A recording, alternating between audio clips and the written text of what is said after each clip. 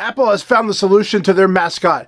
Meet Finder. That's right, you could go into an Apple store and take a picture with Finder. It's only going to cost you $20 to do that.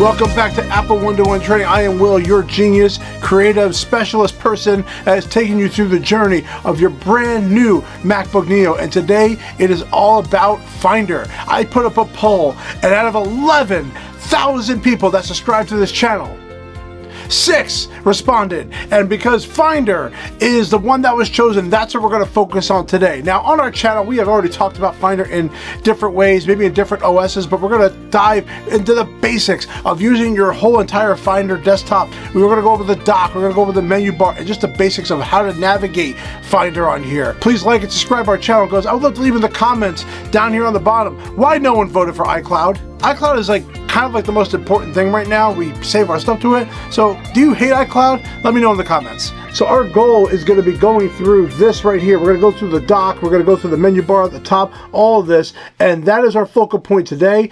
Let us know if you have any questions after this video inside the comments. And let's get started talking about Finder. All right, everybody, so I'm going to be going through the entire desktop now. We're going to go through everything on here and talk about Finder, basically your Finder guy down here, which is the most important thing. By the way, if you're wondering why my cursor is red with a white outline, that is because I changed that, so that way it's easier to follow along. But if you ever want to go to change this, you can type in pointer size inside of system settings, and then in here is a section called pointer size, and you can just drag to make this bigger or smaller, but also you can change the color inside. Like instead of it being black, you can make it red. You can make it any color you want. So really you have all this control of what you want to do, and then if you want to reset it, you can. But for purposes of training, I wanted to keep this on here for you. So let's go through it. So number one, there's two main areas. You have your top here on the up here, which is the menu bar up here. You have on the left side, File, Edit, View, Go. Usually this changes depending on what you're in, but we're going to be sticking with Finder. On the right side, of course, we have our menu bar icons over here, which we're not going to touch on just now, but they are up here. If you click on them, you will see what they do. And then down here on the dock, here is where Finder and all your apps and all your favorite folders and files are going to live. So we're going to talk about this section. So Apple by default automatically puts down a lot of things down here that maybe you just don't want, like Game Center. Like I don't use games. So what we're going to do here is we're just going to take games and we're just going to drag it to the trash bin right here, which then removes it from the dock and it disappears.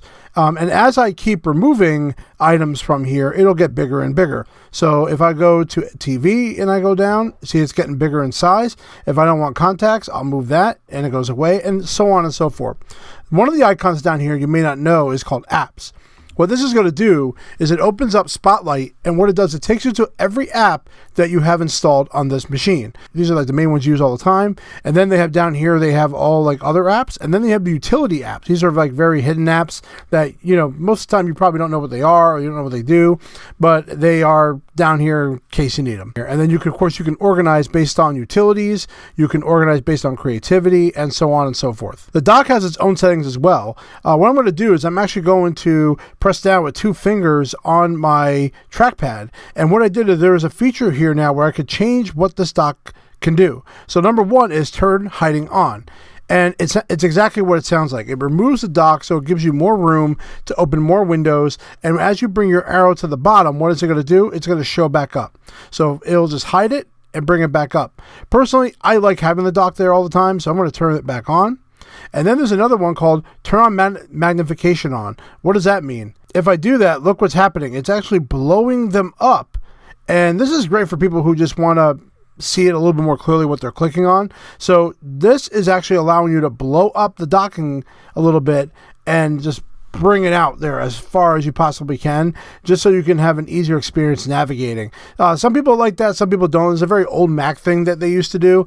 Today it's not as popular, but it is something you could do. It just pops it out there, and then if you go back here, you could just turn on the magnification off and it's back to normal. Position on screen. So if you decide you want the dock to be on the left or right side, this is a very Windows thing. So the left side is very familiar to your Windows environment. You can actually put all the icons right here on the left, and then even if you turn on magnification on, you can even now blow it up this way, you know, if you wanted to. Or you can go and you can change the position to the right, and you can have it on the right side. I have seen people change this around to the left or bottom. That's usually the most popular spots I've seen this go on, but it's up to everybody. So minimize using Genie effect and scale effect. So if I open an app and I use the minimize, it does this like little effect, if you see that there. Kind of like went up and back down. If I decide to change that, which I can do, I'm going to go using scale effect. And this is a very Windows thing again. It kind of like just scales it down. It's really just a choice of how you want it to blow up. And of course, going back to the menu bar, which is probably the biggest change you're going to notice using a Mac, is that the menu bar is not attached to anything that normally it might be on a Windows. Now, Windows has kind of started moving away from file and all that, but there's still a lot of apps that use it. But if I click on open this, and the window is moving, but as you can see, the menu bar stays. And it's important to know that the basic things that the menu bar does are really there. Like if you went to file on an old computer, it's there. Export, share, printing are all here. Closing, and then you have editing. You still have copying, pasting, finding, and then in view is like how you want to view your items in here. And everything changes depending on what you're in. This is a wonderful tip as well. So if I'm in preview and I close something, you may notice that on the top left corner, preview is still there. Why is that? Well, we have not technically quit the app. There is a difference between closing a window and quitting an app. So if I open this up, for example, this app, when I close it, it leaves preview up here, leaves the app open and running. But you can go to preview and do quit. And Command Q on your keyboard is probably the best shortcut in the world, because when you do Command Q, it turns the app off. How do you know it's on? If you look on the bottom, there's these little white dots that appear underneath. Anything with a white dot technically is running on the computer right now on here. Safari is doing that. But I'm going to give you an example where something, if you close the window, it turns the app completely off. There are examples where if you are using an app that only has one window, it's going to close the app. So for example, I'm in the App Store, and as you notice, it closes when I exit out. See, some apps do it and some apps don't. You'll learn which ones do. But the App Store only has one window option in here. So that's why that I'm able to click the X, and that's why it goes away, because there's no other window option available. So it quits the app. But for apps like Safari or apps like Preview, you're going to see that no matter what you do, if you close the window, it'll not quit the app. So my recommendation is always Command and Q on the keyboard, and that quits everything. Going back to the dock, there is other sections down here on the dock. If you look to this side over here, there's a line here, which you can also drag and make this smaller. You can see the most recent apps that you're using are on this side. So Preview, I just recently used that, and I use it frequently, and it is putting it down here on as most like recently used apps. So that's what this section is all for. This side is all about files and folders. So if there are important files or folders you want to have access to, you can move them down here. If I go to Finder and I look into your home, which is your house, this is everything that you put in the computer. And let's say I want to have access to something specifically. So if I want my documents folder, I want access to it down here on the dock, I click and I drag. And as I'm dragging, I'm moving it down to the corner. Something important about the trackpad, by the way, when you're moving this item, and I see a lot of people get confused by this, when you are doing the trackpad and you click on something, I'm using one finger to click and one finger to drag. And as I'm holding my finger down on the left side, it is keeping it in place until I'm ready to move it. So it's important that when you're using the mouse, you click and drag and you hold down your finger on what it is. Because if I just take it, now a lot of people do this, they take it with one finger, they try to drag it with one finger, but then you're out of trackpad space and then you can't do it, so you have to let go. It doesn't do exactly what you want. So this is a 2-finger procedure where you click and you drag, and then on the dock down here, you make room. You can see it's making room for it. Don't put it on top because then it thinks you want to go in here. So you want to put it to the side and let go, and there we are. So now movies, documents, and downloads are down here on the bottom. And we'll do one more example. We'll go back to my folder. We'll go to desktop. We'll drag it down here. You can move the desktop down here. Now you see the desktop is a little different. You see it has like files in here. So because the rest of these really don't have files, I'll have some folders in here, but this one has files in it. And when I pop it open, it acts as called a stack. So this is stacking the files right here, and the most recent stuff is usually right here, but of course you can change that around. If I press down with 2 fingers, there are options on how you want to sort the files when they stack. So recently added is a good one. So that means the most recently added item is on the bottom. You could do it by created, modified. You can also display as a folder a stack right now, but if I go here and I go to folder, now it looks like a folder icon. You can also view the content like in different ways. So in grid mode, so if you click on grid mode, it like opens it up in a grid. You can also go old school and go window, like almost like the Windows where it opens up like a file. But I personally enjoy fan or grid. I'll stick with automatic on here. And then you have options, which are things like removing it from the dock. So if you don't want a folder down here anymore, you can remove it. You can also put shortcuts to important files here too. So if there are very important files you need to have access to, let's say I always want to have access to this PDF, I can just drag it down here, and now the PDF is there, right there for me, so I can easily just click it and open it up. The final thing we're going to touch on is Finder itself. If I open a Finder window, now with our Finder here, we're going to go through, it's organized based on certain things. So we're going to organize this. So this is called the sidebar over here. The sidebar is going to show you recent shared folders and files, applications, which are under the section of favorites. You have locations like iCloud Drive. This is where like external hard drives or an iPod would be, SD card would be. And then we have a section called tags down here. And tags are very valuable if you want to tag items to organize them. So if you have like cover letters and you want to organize them everywhere, this is where all my cover letters are. Important files are under the important, and blue is under just like blue files, and then I have repairs. So I have different folders here, and we do have a video, by the way. If you go back and look on our channel, we talk about how to do stuff like this on our channel for Finder and desktop. So you can look under desktop in our section. We have a bunch of videos there, but the focal point is really just organizing this. So if you want, right now I have applications, desktop, documents, and downloads, but what if I want another folder there? So what I can do is I can take a folder like music and just drag it over here to the left, and similar how it's making this line, it separates it, and now music here is one of my favorites. I can also go into my iCloud Drive. If I have a very important folder that I need, I can use the search tool, and then I'm going to look up under iCloud Drive, and here's my Russell Pro folder, and I'm just going to drag that over here, and I can now have access to that right away.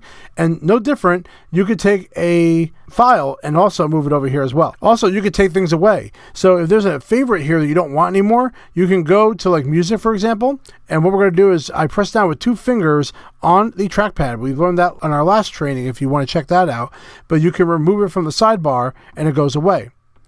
Similar, you can also add to the dock. You have an icon here, and then if I do that, you can see now it has made a icon right down here on the dock. Very neat, very easy. On the top here, you have ways on how you can look at your items in here. So if I go to my, I'm going to use this folder as an example, and then I'm going to go to list mode. It's a list mode. You can drag these as well. If you drag these will resize them. You have columns, so you can see a path going forward, and gallery. I don't use gallery very much, to be real honest with you. And as you can see, the back and forward button is going back and forward. We can then organize this by a certain thing. So we could say, hey, I want to organize this by kind, by application, by last added. So if I go to kind, now it's organized based on folders, images, PDFs. So you have different ways of how you can view your files as well. If you have a file in here that you want to look at very quickly, spacebar will let you look at it. So spacebar will just pop it open. I'm going to lower my volume here. But as an example, this is a movie, and you can actually press the spacebar, watch the movie without even opening QuickTime, which is really neat. For example, you have a PDF. You can open it up and you can close it. You have a share button over here, which allows you to share. So if you want to share it to people who are near you, I kind of blurred this out for privacy reasons. And then you can airdrop, which we haven't talked about yet, but you can also mail things right away. You can send something a message. You can copy it. You have a whole bunch of things you could do and share, which is very similar to your iPhone. And then you have tags, and then the dots are kind of like right-click options. So if you are right-clicking on it, you get a whole bunch of options here. And one of them, this is very similar to like just right-clicking on the file. It just does all those things. All right, we're going to leave you off with one final tip. Something that's very valuable, and I think it's one of the best reasons why the Apple ecosystem is the best. When you press down with 2 fingers on here, there's a feature called Import from Phone. What this does is that you can actually take a photo, scan a document, and then it will go directly on your device. So what we're going to do is I'm going to take a photo. My iPhone is opening up. There it is. I'm going to take a picture. I'm going to hit Use Photo. And as you can see right here, there I am, recording right now. That is a great feature. Unbelievable how that works. So it's just because you have an iPhone, you can do this, and then you can go back to Import iPhone, Scan Documents, and I'll check mark it. And there it is. It was about an IRS thing, so of course I'm not going to blow that up, but I'm just letting you know it's right there. So that's a really cool feature that you can do right from your desktop, right in Finder. So I hope this was a good preview of what you could do with Finder. This is not everything. On our channel, we do have videos that talk about Finder and some advanced things that you can do on here. So I wanted to show you guys a little bit of some of the tutorials that we already have on our channel that you can go back and watch. So we already talk about navigating Finder in macOS Tahoe, which is the operating system that we're using during this training. We talk about how to optimize storage in macOS, which is important because you don't have a ton of storage on these guys. You also have Apple Mail training. So there's a bunch of macOS training of actual tutorial. There are some older stuff on here, by the way, that we have talked about, some hidden tricks you could do on here. Some of them are older, some of them are newer, but they also do a lot of things. Like we talked about Spotlight right here. So if you want to learn about Spotlight, we have a video in macOS 26 Tahoe for that. 5 hidden Finder folder tricks as well that we did about a year ago on this video. I have already dove into a bunch of Finder topics, so we recommend that you go through our channel and please watch our videos that have already talked about some of the things that we just won't repeat in this type of recording, but I wanted to give you the basics of how to do things. So I hope this was very helpful, guys. Go back and watch our stuff on our channel for more advanced things. Thank you very much, everyone, for voting, all 6 of you, and I love every single one of you.